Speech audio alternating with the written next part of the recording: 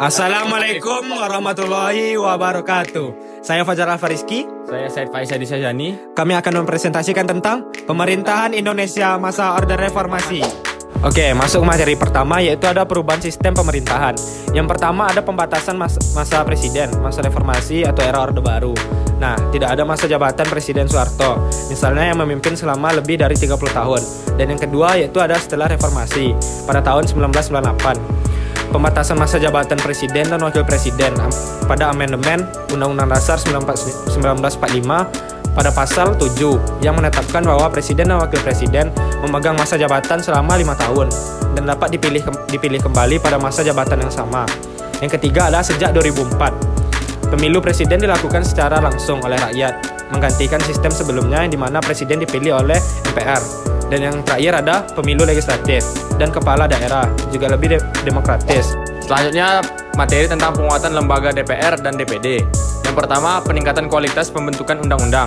Salah satu tugas utama DPR adalah merumuskan undang-undang dan menetapkan undang-undang yang berkualitas. Penguatan ini dapat dilakukan dengan memberikan pelatihan dan akses terhadap sumber daya yang memadai bagi anggota DPR dalam memahami isu-isu terkini dan hukum dalam penyusunan undang-undang.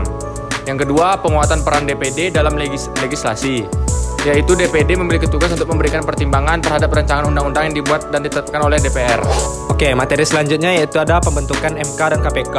Pembentukan MK pada 13 Agustus 2003 merupakan langkah besar dalam memperkuat supremasi hukum di Indonesia. MK memainkan peran yang sangat penting dalam memastikan bahwa peraturan perundang-undangan yang dibuat oleh DPR tidak bertentangan dengan Undang-Undang Dasar 1945. Pembentukan KPK pada 27 Desember 2002 pada masa pemerintahan Presiden Megawati. Pembentukan MK dan Komisi Pemberantasan Korupsi atau KPK pada masa reformasi merupakan langkah besar yang dilakukan Indonesia untuk memperkuat sistem pemerintah demokratis dan menciptakan negara yang lebih bersih, transparan, dan akuntansi. MK berperan sebagai penjaga konstitusi, sementara KPK berfungsi sebagai garda terdepan dalam memberantas korupsi. Jadi materi reformasi, birokrasi, dan hukum. Reformasi, birokrasi, dan hukum di Indonesia setelah tahun 1998 atau pada masa reformasi bertujuan untuk memperbaiki sistem pemerintahan dan hukum yang selama ini dianggap tidak efektif, tidak efisien, dan rentan terhadap korupsi. Reformasi tidak berurusan dengan birokrasi, berfokus pada menciptakan pemerintahan yang lebih transparan, responsif, dan akuntabel. Sementara reformasi hukum bertujuan untuk memperbaiki sistem peradilan dan penegakan hukum yang lebih adil dan bersih terhadap korupsi. Meskipun hasilnya belum sempurna dan masih banyak tantangan yang dihadapi pada masa reformasi ini, telah membawa perubahan signifikan dalam menciptakan pemerintahan yang lebih demokratis dan negara lebih terkendali. Oke, materi selanjutnya yaitu ada kebebasan pers dan hak. Kebebasan pers dan hak asasi manusia merupakan dua aspek penting dalam transformasi demokrasi di Indonesia setelah reformasi. Kebebasan pers telah mendapatkan ruang yang lebih luas melalui amandemen Undang-Undang Dasar 1945 dan Undang-Undang Pers. Meskipun tantangan terkait intimidasi dan disinformasi masih ada, begitu juga dengan hak asasi manusia. Meskipun ada langkah signifikan dalam memperbaiki situasi dengan pendirian Komnas HAM dan Pengadilan HAM, serta ratifikasi berbagai konvensi internasional, tantangan dalam penyelesaian pelanggaran HAM dan perlindungan hak kelompok rentan masih tetap ada. Selanjutnya, partisipasi publik dan sipil.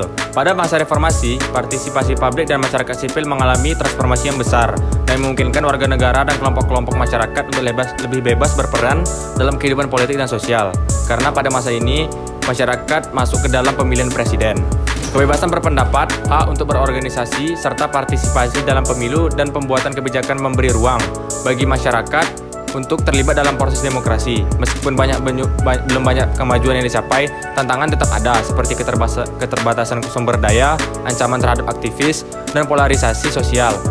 Pemisahan Polri dan ABRI. Pemisahan Polri dan ABRI pada masa reformasi merupakan salah satu langkah penting dalam memperkuat demokrasi dan profesionalisme di Indonesia. Pemisahan ini bertujuan untuk memberikan kemandirian pada Polri sebagai lembaga penegak hukum dan memperkecil pengaruh militer dalam politik Indonesia. Meskipun perubahan ini membawa dampak positif dalam meningkatkan akuntabilitas dan efisiensi kedua lembaga, proses transisi ini tidaklah mudah dan memerlukan waktu serta penyesuaian yang signifikan. Perubahan nama Irian Jaya menjadi Papua. Perubahan nama Irian Jaya dan menjadi Papua adalah bagian upaya dan untuk mengakui dan menghormati identitas budaya masyarakat Papua yang lebih luas. mengurangi dampak negatif pada masa kolonial dan penaklukan, serta memberikan lebih banyak otonomi daerah tersebut.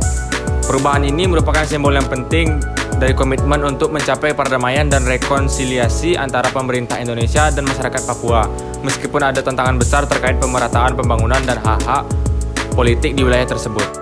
Pembubaran Departemen Sosial dan Departemen Penerangan. Pembubaran Departemen Sosial dan Departemen Penerangan merupakan bagian dari reformasi birokrasi yang lebih luas setelah kejatuhan Orde Baru. Kedua departemen tersebut dibubarkan untuk menciptakan struktur pemerintahan yang lebih efisien, transparan, dan mendukung demokrasi. Pembubaran ini memberikan dampak positif, khususnya dalam memperkuat kebebasan pers dan mengurangi kontrol politik dalam media, serta memperbaiki pengelolaan masalah sosial di Indonesia. Baiklah, sekian presentasi dari kami. Maaf jika presentasi kurang sempurna, karena yang sempurna datangnya dari Tuhan, dan kekurangan datang dari kami. Maklumlah, manusia bukan nabi, boh.